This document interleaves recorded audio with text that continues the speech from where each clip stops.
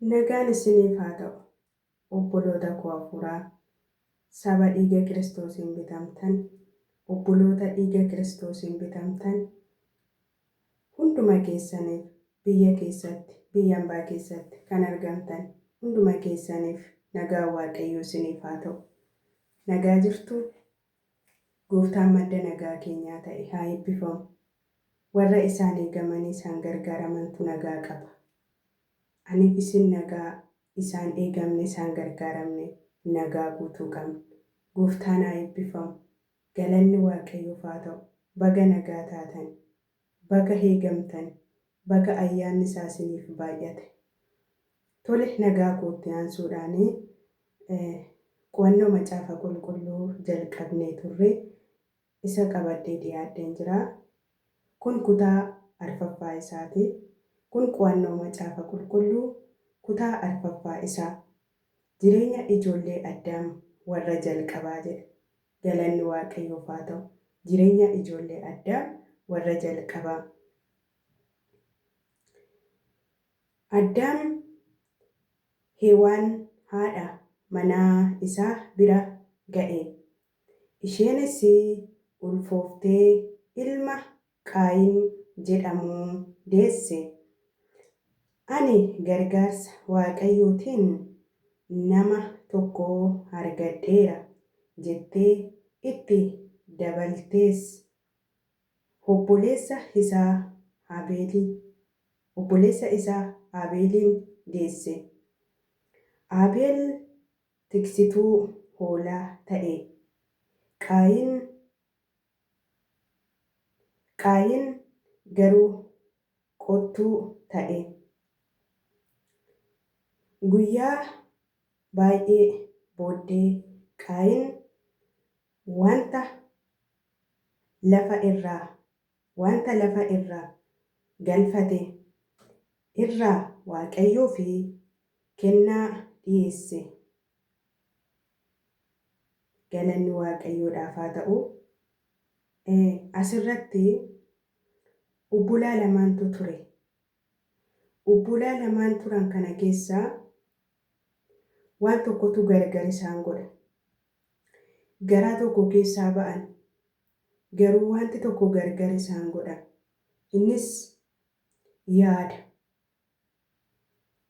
Innis yaada garaa isaaniitu gargar isaan godha. Galanni Waaqayyoodhaaf haa ta'u.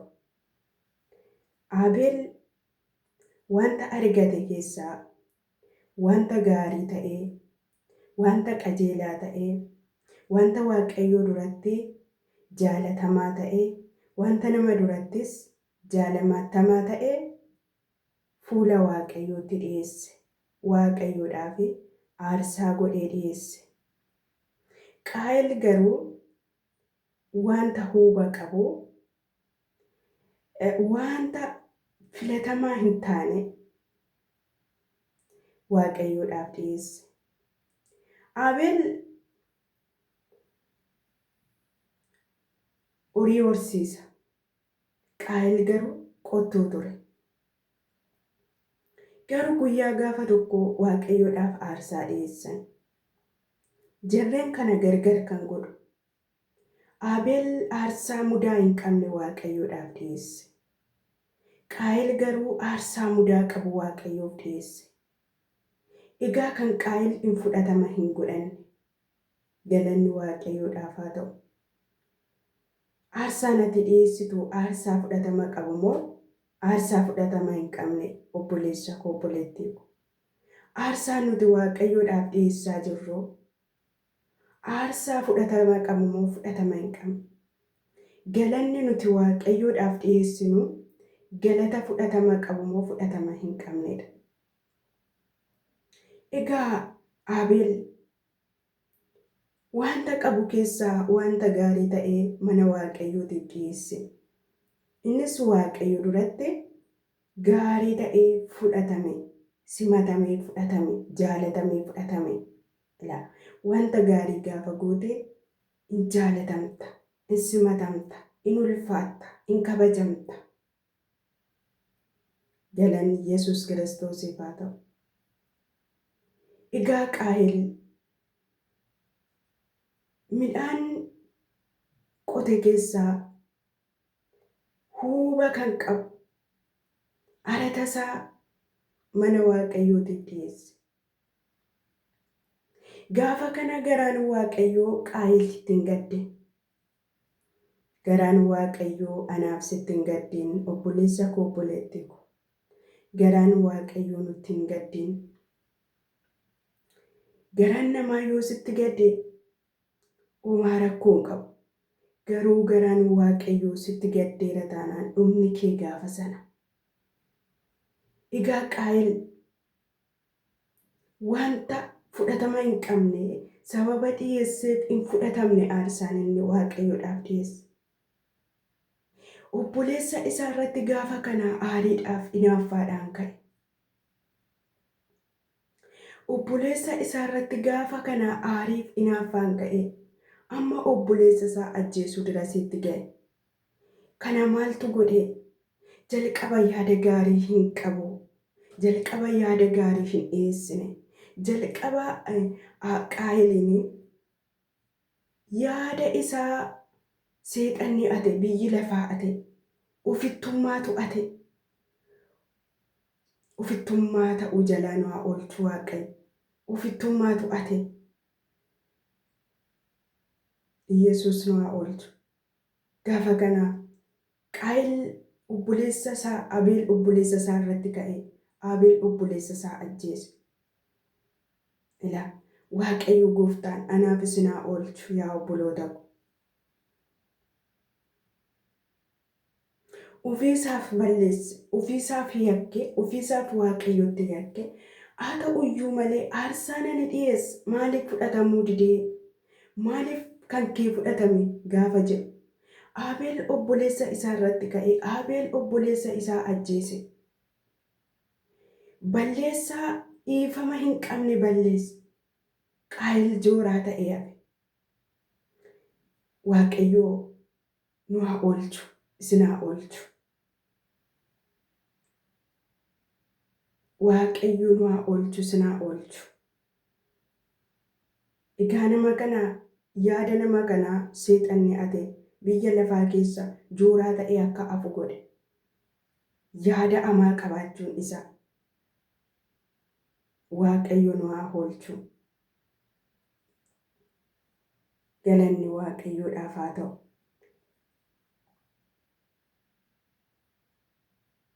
Abeelis immoo jedhala. Abeelis immoo hoolota isaa keessaa warra dura dhalatan qalee cooma isaanii aarsaa dhiyeesse. Waaqayyo gara Abeelii fi gara qalma isaa faara tolaadhaan hin ilaale.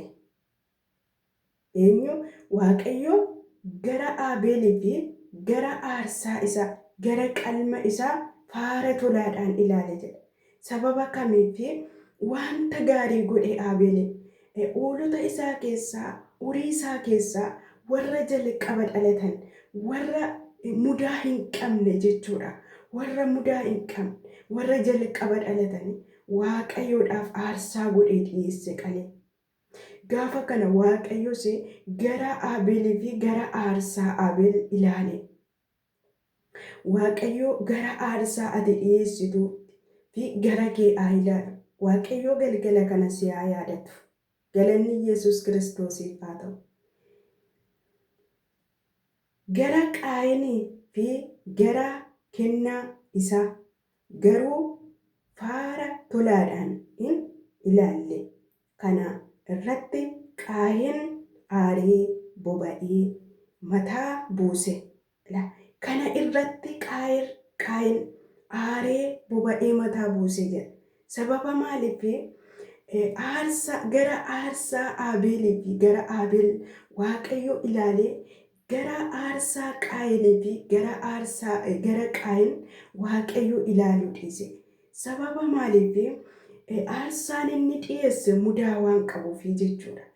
Aarsaan inni dhiyeesse fuula waaqayyoo duratti jaalatamaa kan hin taane waan ta'eef jechuudha. Aarsaan inni dhiyeesse aarsaa qulqulluu miti waan ta'eef jechuudha.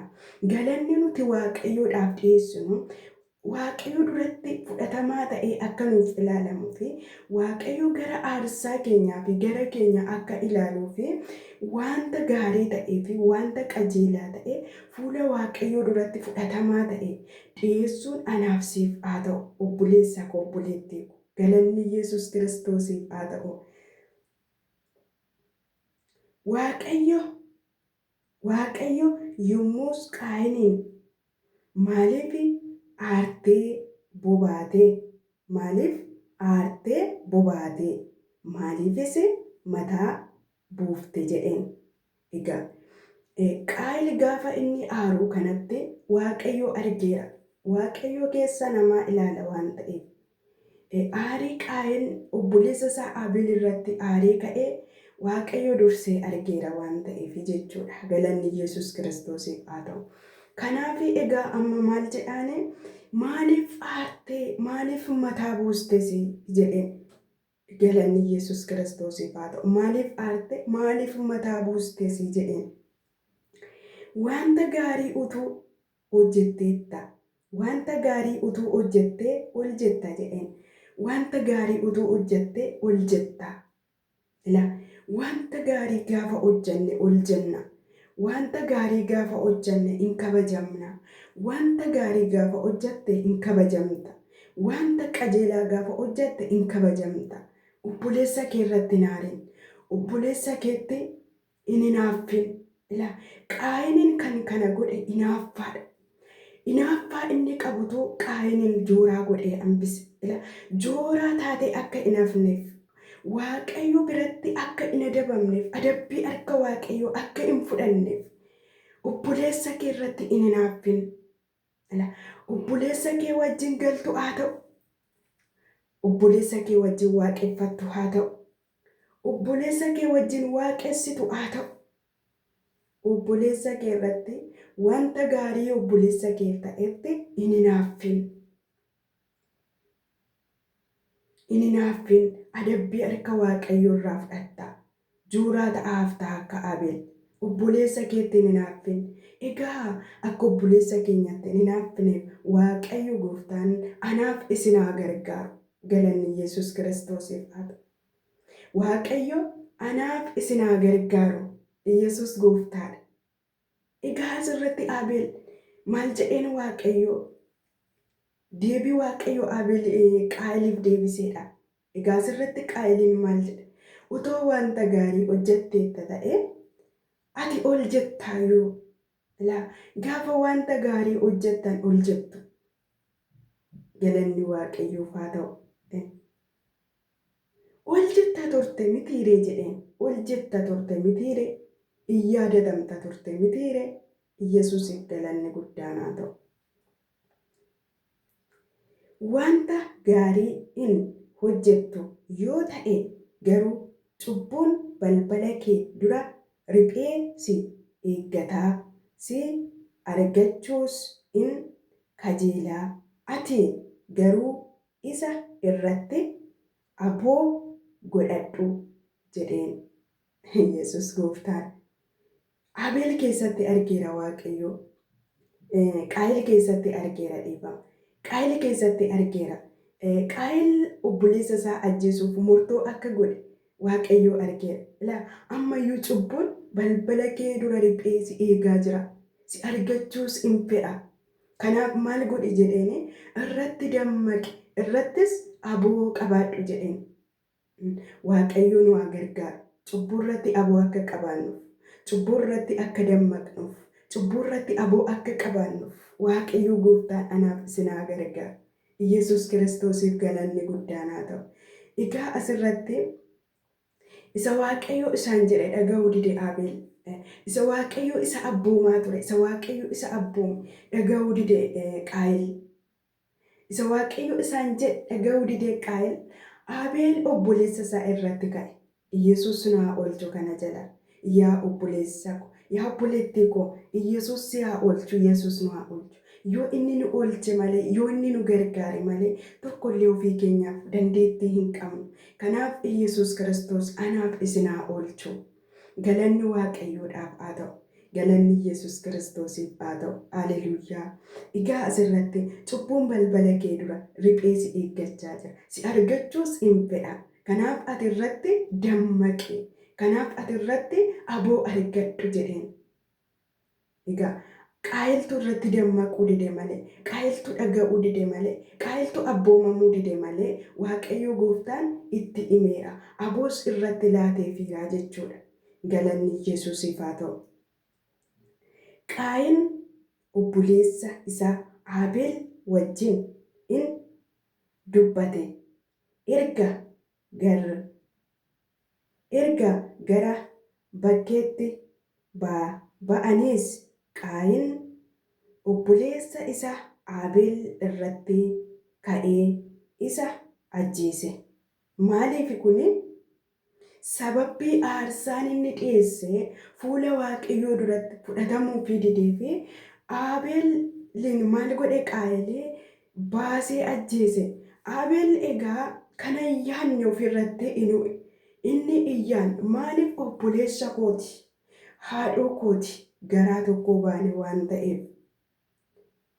Garuu inni egaa Qaayil garuu Abeel irratti akka ka'e Abeel in hubanne. Inni isa amanatee isa wajjin hin ba'e adeemu.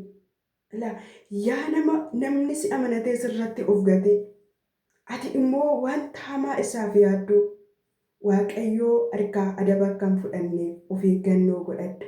Galanni Waaqayyoof haa ta'u. Yesuus Gooftaadha. Egaa asirratti Qaayil Abeel obboleessa isaa irratti ka'ee Abeel obboleessa isaa in ajjeese. Yesuusiif galannaa ta'u nu haa oolchu. Waaqayyo yommus Abeel obboleessi kee eessa jira jedhee Qaayiniin gaafate. Inni immoo deebisee ani hin beeku obboleessa koo natu eegaa jedhe. Waaqayyo argaa jira garuu ija Waaqayyo duraa dhoksuu hin danda'u. Ija Waaqayyoo duraa dhoksuu hin danda'u. Galanni Yesuus Kiristoosiif haa ta'u. Abeel obboleessi kee eessa jira jedhee gaafa Waaqayyo isa gaafatu, ani obboleessa koo eessa akka inni jiru hin beeku, anatu isa eegaa jedhe. Deebiin inni deebise illee deebii gaarii miti. Waaqayyo Gooftaan nu haa oolchu. Waaqayyo Gooftaan si haa oolchu. Waaqayyo Gooftaan na haa oolchu. Galanni Yesuus Kiristoosiif haa ta'u. Haleluuyaa. Ati yaa obboleessa ko, ati yaa obboleettii ko, obboleessa keef wanta gaarii yaadi, obboleettii keef wanta gaarii yaadi. Akka ol qabamtutti, akka eebbifamtutti, akka kabajamtutti, akka Waaqayyo duratti fudhatamtutti, aarsaan ati dhiyeessite Waaqayyo duratti fudhatama akkasiif qabaatutti obboleessa keef wanta gaarii yaadi. Obboleettii keef wanta gaarii yaadi. Saba keef wanta gaarii yaadi. Haadha kee abbaa keetiif wanta gaarii yaadi. Galanni Yesuus Kiristoosiif haa ta'u. Waaqayyo haa eebbifamu. Ilaa obboleessa kee irratti hin hinaaffin. Obboleessa keetiif wanti gaariin yoo ta'e ishoo baga Gooftaan si gargaare jedhiin gammadiif obboleessa keetiif. Ittiin hinaaffin. Hinaaffaan eebba kee qaba. Hinaaffaan guddina kee qaba. Yesuus Gooftaa. Galanni Yesuus Kiristoosiif haa ta'u. Hinaaffaan eebba kee qaba. Hinaaffaan guddina kee qaba. Hinaaffaan barakatii kee qaba. Kanaaf obboleessa kee irratti hin hinaaffin. Obboleessa kee jaaladhu. Galanni Yesuus Kiristoosiif haa ta'u. Kana irratti Waaqayyo wanti ati goote kun maali? Dhiigni obboleessa keetii lafaa natti in iyyata. Dhiigni obboleessa keetii lafaa natti in iyyata. Wanti ati goote kuni maali? Dhiigni isaa ammayyuu lafaa natti iyyachaa jira jedhee Waaqayyo gaafa Abeeliif deebisu nu argisiisa.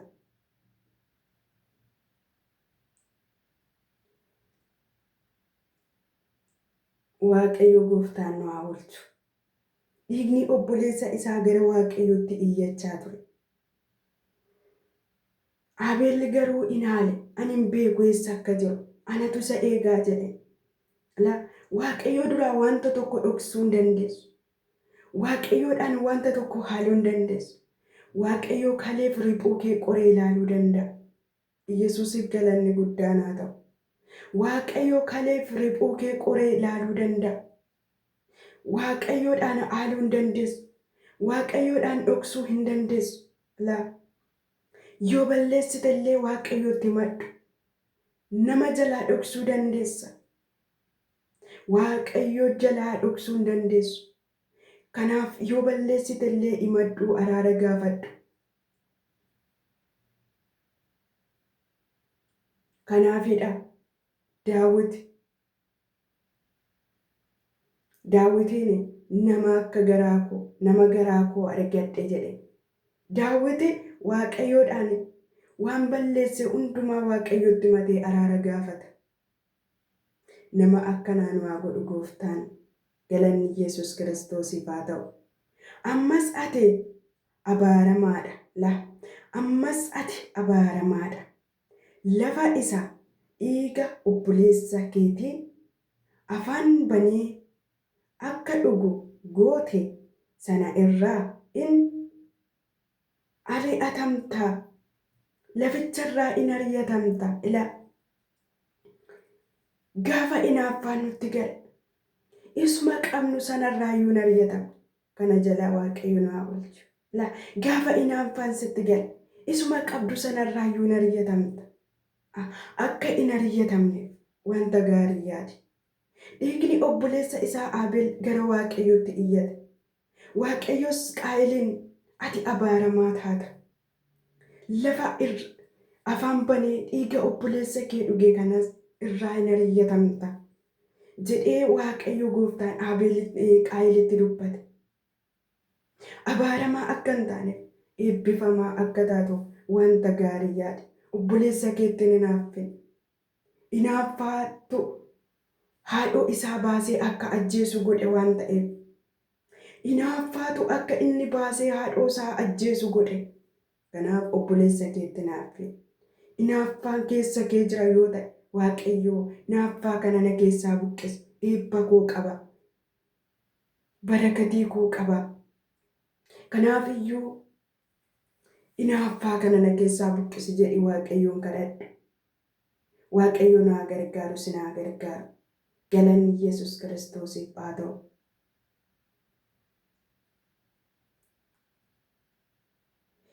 Lafa yeroo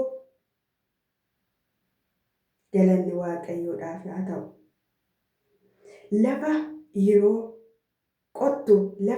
qottu deebi'ee abaarsa isarratti ta'e argitanii sababbii maaliirraan kan ka'e? Sababbii hinaaffaarraan kan ka'e. Sababbii hinaaffaarraan kan ka'e haadhoo isaa ajjeese. Sababbii haadhoo isaa ajjeesarraan kan ka'e abaarsa fudhate. Har'as dhaloonni baay'een jiru. Qooda eebbifamuu abaarsa kan fudhatan. Waaqayyo naa oolchu, si naa oolchu. Qooda eebbifamuu abaarsa fudhachuu nu haa oolchu. Otoo Qaayeliin yeroo sanatti akka dogongore ofiisaaf hubatee yaada isa karaa geeddaratee deebi'ee lammata aarsaa Waaqayyoodhaaf dhiyeesse. Waaqayyo aarsaa isaan fudhata ture. Garuu Qaayel duratti kun hin mul'anne. Obboleessa isaa miidhuutu isa duratti mul'ate. Kana kan godhu maalidha? Yaada hamaa qabaachuudha. Yaada hamaa, yaada gaarii qabaadhu. In eebbifamta. Egaa asirratti maal jedhaa? Lafa yeroo qottu jedheen. Lafa yeroo qottu deebi'ee midhaan siif in baasu. Biyya lafaa irrattis nama jooraa, nama lafa dhaqu hin qabnes in taata jedhee. Lafa yeroo qottu jedheen. Lafa yeroo qottu midhaan siif hin baasu. abaaramaa in taata, biyya lafaa keessaa jooraa in taataa jedheen. Abaarsi kun hunduu sababii kamiif itti dhufe? Abaarsi kun hunduu sababii inni Abeel obboleessa isaa irratti hamminaan ka'ee Abeel obboleessa isaa ajjeese. Waaqayyo gooftaan anaaf isin haa oolchu. Qaayin deebisee Waaqayyoon adabamuun koo isa ani baachuu danda'u gararraa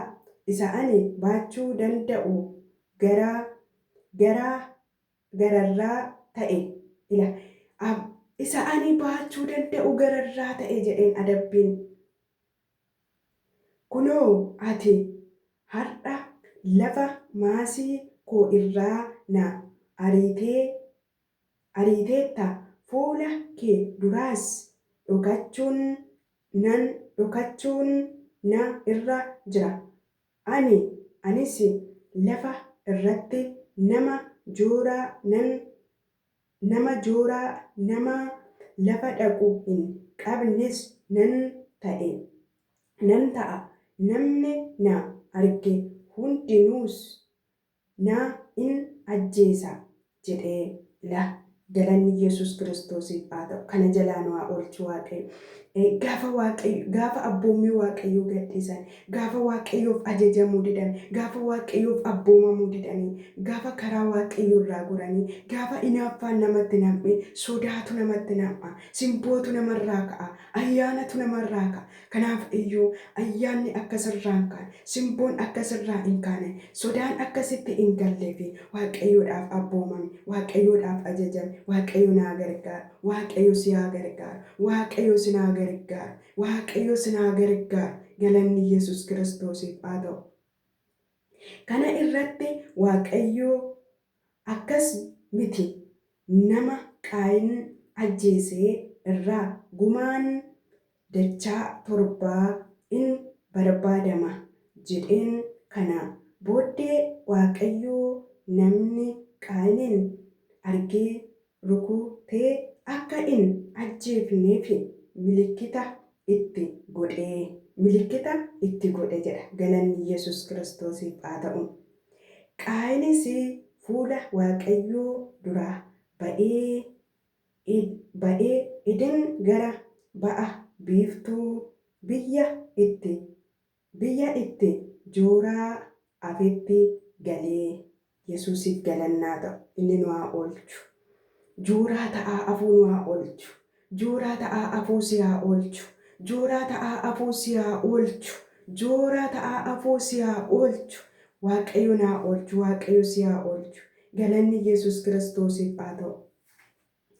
Qaayin haadha manaa isaa biraa ga'ee isheenis ulfooftee ilma hin deessee maqaan isaas Henook jedhamee. Qaayin mandara tokko ijaaree mandarichas maqaa ilma isaa Henookitti moggaase. Galanni Waaqayyoof haa ta'u. Yesuus Kiristoosiif galannaa ta'u. Henook iraddiin godhate. Iraddiin maayii dhiifama. Henook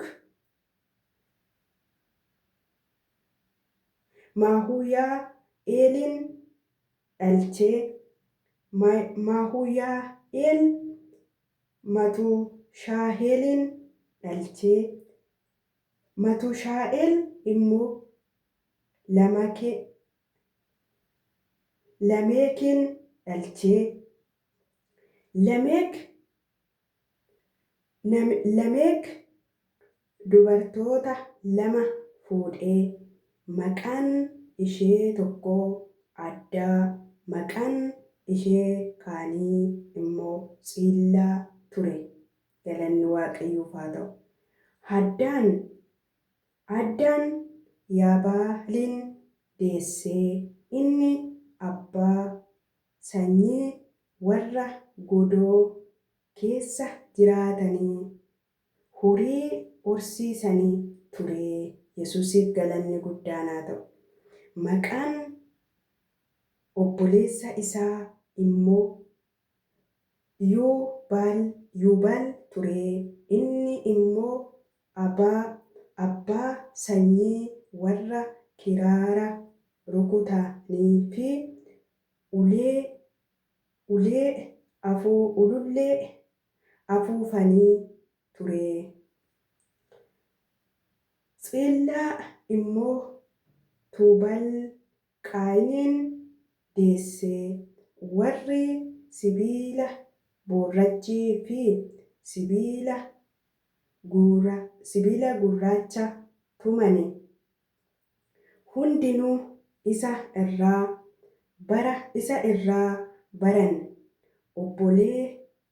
Obboleettiin Tuubaal Qaayiniinis Naa'imaa turte. Laameek yommus dubartoota isaatiin yaa adda yaa tsiilla sagalee koo dhaga'aa. Yaa dubartoota Laameek waan ani jedhu dhaggeeffadhaa. Namni yoo na madeesse dargaggeessi yoo na dirmammeesses ani isa nan ajjeesa. Yesuus haa eebbifamu. Nu haa oolchu. Gumaan Qaayin dachaa torba ta'ee dhiifama. Gumaan Qaayin dachaa torba erga ta'ee gumaan Laameek dachaa 77 in ta'a jedhe. Addaam ammas haadha manaa isaa bira ga'ee isheenis ilma deesse.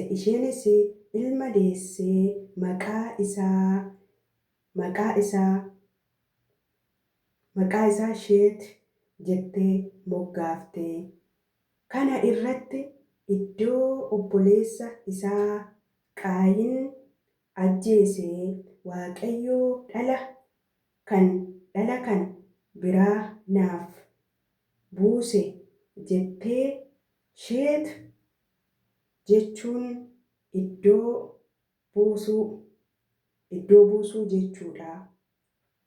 Sheetiifis ilmi hin dhalate. Innis maqaa isaa Henoosh jedhee moggaase. Bara sana namoonni Waaqayyoon maqaadhaan waammachuu jalqabanii. Waaqayyoo galanni guddaan haa ta'u. Galanni Yesuus Kiristoosiif haa ta'u. Egaa asirratti maal nu argisiisa? Hinaaffaa Qaayin obboleessa isaa irratti qabuu fi ariyatamuu Qaayin ariyatameedha. Biyya lafaa keessa jooraa ta'aa hafuun isaa sababii obboleessa isaa irratti waan hin taane yaadee waan hin taane hojjeteef sababii obboleessa isaa irratti hinaaffaadhaan ka'e. Kanaafiyyuu obboleessa isaa irratti hinaaffaadhaan ka'uun wanta baay'ee cigaasisaa balleessaa guddaadha balleessa. Kanaaf ariyatame lafa qaburraa, maatii qaburraa, ijootaa qaburraa, fuula Waaqayyoo duraa in ariyatame jechuudha. Sababa yakkaasaadhaan. Sababa hinaaffaarraan kan kaasee jechuudha. Hinaaffaan cubbuu guddaadha. Hinaaffaan obboleessa wal ajjeessise. Hinaaffaan cubbuu guddaadha. Kana Waaqayyo nu haa oolchu. Gooftaan anaafis haa oolchu. Sagalee dhageenya kana Gooftaan nu haa eebbisu. Kun qo'annoo macaafa qulqulluu seera uumamaa kutaa arfaffaa isaati. Kutaa shanaffaa isaatti walitti deebinaa. Ammasitti nagaa Waaqayyoo, araara Waaqayyoo keessa turaa. Shaaloom.